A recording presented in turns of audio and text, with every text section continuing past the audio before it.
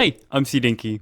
Alrighty guys, in today's video we are going to be going over the best Scythe build inside of Granted. We have two builds today, one focused on boss fights and another focused on just basic running around the yard. So without further ado, let's just jump straight into the video, and the weapon of choice of course is going to be the Mantis Scythe. When it comes to the armor set, when you're going to be versing bosses, the best armor set in my opinion that I like running against bosses inside of Grounded is going to be the Mask of the Mother Demon down Sleek for the poison coating and venom coating for free damage over time, the bulky fire and arm guards for that corrosion damage, which gives us a chance to inflict corrosion, which reduces their defense by 15%, giving us 15% more damage, and finally the assassin greaves, which gives us cutments, so after every crit we deal we get a bleed damage over time. Let's go ahead and jump all of these on. And finally, for an alternative, if you do not want to rock this exact armor set and you want the most defense possible, swap the Mask of the Mother Demon and the fire and arm guards together. So we're going to rock the fire and helmet and then the chest of the Mother Demon. The reason this gives more defense as the chest of the Mother Demon gives 15% resistance and the helmet only gives 7.5, but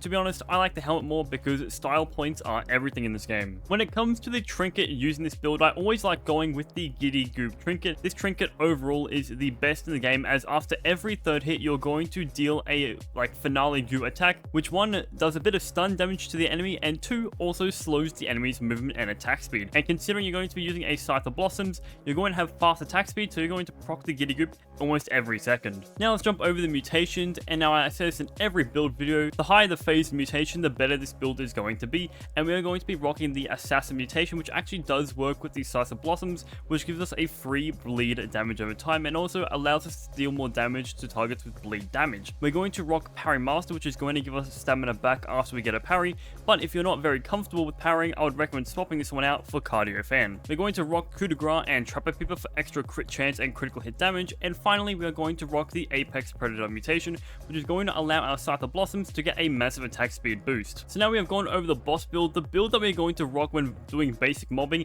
is going to be the entire Widow armor set. I would recommend going 2 pieces of Widow armor down bulky and 1 down sleek for that extra parry poison. Now the reason why we're going the Widow armor is because of the set bonus Death Impetus, which is going to give us attack speed and a healing bonus after we kill an enemy. Pair this with the Giddy Goop and the Apex Predator mutation, we're going to be extremely fast and we are going to kill everything in the backyard, but we must kill an enemy to get this set bonus, so using this in a boss fight isn't really that good unless they have summons like wasps or spiderlings. When it comes down to the upgrade path, when it comes to the Scythe of Blossoms, pretty much if you want to deal the most amount of damage to an enemy, go down that upgrade path they're weak to. So for example, if you want to fight the Mantis or the Wasp Queen, go with a salty Scythe of Blossoms because they are weak to salt. If you want to verse the Hedge, Brumella or spiders, you want to go down the spicy path, and then like infected creatures or up-yard creatures, you want to go down the fresh path. But if you only had one Scythe and you want to go down a single path, I would highly recommend going down the Mighty path, which gives you plus 5% increased crit chance. And also if you see here,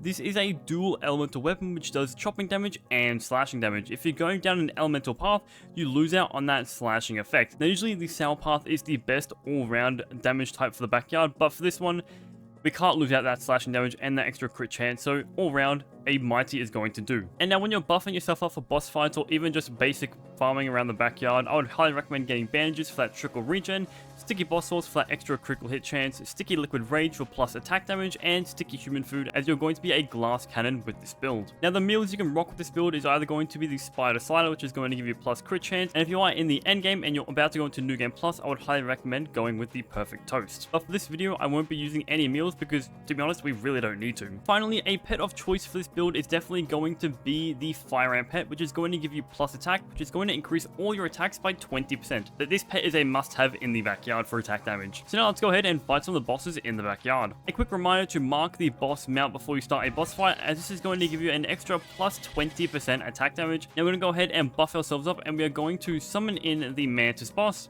and pretty much the Mantis is going to go down in like under 10 to 15 seconds because this build is just super duper strong. So the Mantis is in, we are going to start attacking him, and our Giddy Goop proc goes off, and as you see down in the bottom left of our Scabby, we have our Apex Predator proccing off, and our attack speed is extremely fast, and already the Mantis is almost dead, and she screamed once and attacked once. And with one final combo, the Mantis is down just like that. Super duper easy, not much to say. Let's go on to the next boss. The next boss is going to be the Hedge Brumella, and considering the Hedge Brumella has summons, I would highly recommend chucking on the entire Widow armor set and having a spicy weapon. Now let's go ahead and fight the Hedge Brumella. We're going to get it down to our first phase, and once those spiderlings come in, we're going to attack them and get the massive speed boost. Let's make sure our mutations are procced. And we're going to hit her just a few times, and just like that, she's already going to go down into her half phase. We're going to hit one spiderling, and our attack speed is just going to skyrocket to the roof. As you can see, we're healing infinitely, and we're just dealing as much damage as we can, and Hedge Brumella down just like that. Considering our damage is so high, the Widow armor set isn't needed. The other armor set actually does quite nicely, but if you're afraid of perfect blocking and whatnot, the Widow armor set, you can't do anything wrong with that if you hit the enemy, and you get absolutely healed. Next up is the Wasp Queen, and just like the Hedge Brumella, the Wasp Queen does summon, so we are going to go ahead and use the Widow armor set for that Death Impetus Sleek effect, or set bonus I should say, although it is going to be slightly slower in the beginning phases until she summons. We got our Giddy Grip off, and she should be summoning in just a second. As you can see, in just a few hits, she's already a quarter of her health down. We might actually not even get a chance to kill one of her summons. We're going to destroy her just like this. We did get hit a few times, so that should be completely fine. There we go. She does summon in. We're going to get the aggro of the summons.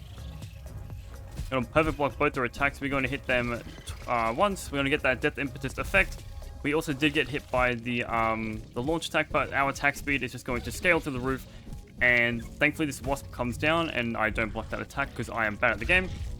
We're going to kill that Wasp, and we're going to get our attack speed, and we're just going to absolutely shred the Wasp Queen, just like that, down for the count. Like I said with the Hedge Brumella, the Widow armor, if you do get it killed, the set bonus is absolutely crazy. You pretty much can't die because the healing is absolutely insane. When it comes to the Infected Brumella boss fight, I like changing my armor to the entire Fire Ant set sleek, as the Infected Brumella is highly resistant to poison and venom, and also bleed as well. So just having the full Fire Ant armor set allows us to get more DPS and is much better than going the other build. Let's go ahead and summon in the Infected Brumella. This build is going to be extremely strong against her in the first and second phase, but it's going to be slightly weaker in the third phase, as you need to perfect block pretty much all of her attacks, otherwise you will die, as the Scythe of Blossoms is a two-handed weapon. But with our Giddy Goop trinket, it should slow her attacks down so we can perfect block all of them.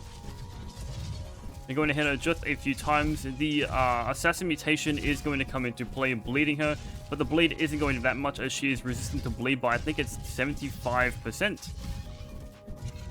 And just like that, the first phase of the Infected Brumella is down. Although we are using the Assassin mutation, I'm pretty sure the Mastery bonus makes him 45% susceptible to bleed. So the bleed is actually working pretty well.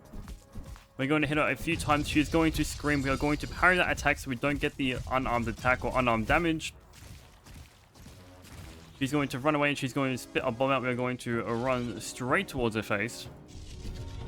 We're going to hit her and the bomb at the same time. Hopefully we break the bomb before we close up, and we did. The Giddy Goop is coming into play, slowing down her attacks, giving us more time to react, and just like that, second phase is down, and now it's time for the third phase. A little added bonus, if you kill the Infected Brumella when she is slowed, she actually takes longer to get up, so you have more time to buff yourself up with smoothies. And after a few hits, we've almost done a quarter of her health, and just like that, we've done over a quarter of her health. The Giddy Goop is coming in, so we can perfect block all of these attacks. She's going to jump away, and she's probably going to scream. No, she's going to walk straight towards us. We're going to block his attacks. We're going to get a few shots in here, get the Giddy Goop procced before she gets that final hit in. She's going to scream. We do get hit by that, but it's completely fine. We're going to have reduced damage, but she's pretty much dead, and yeah. The Infected Broodmela is down just like that.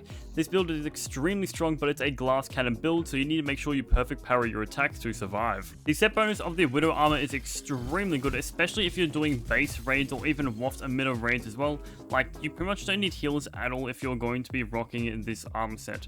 We're also going to go ahead and take on this Ladybird, even though we're going to be versing a single enemy. That should be completely fine. In just a few hits, the Ladybird just goes down just like that. We still have the Death Impetus effect, so we're going to just keep smashing enemies around this Fire Ant till And yeah, there's not much to say other than we are just destroying everything. Our attack speed is extremely high, and we are just healing off everything. Well, that there is going to be the end of today's video, guys. Hopefully you guys did enjoy today's video. If you enjoyed today's video, please make sure to leave a like, subscribe, and heck, even a comment down below. I'll really appreciate that. And now shout out to my channel members and my tier 3 members, Idiot Plays, The Stitchman, and Coco. I appreciate you guys a lot.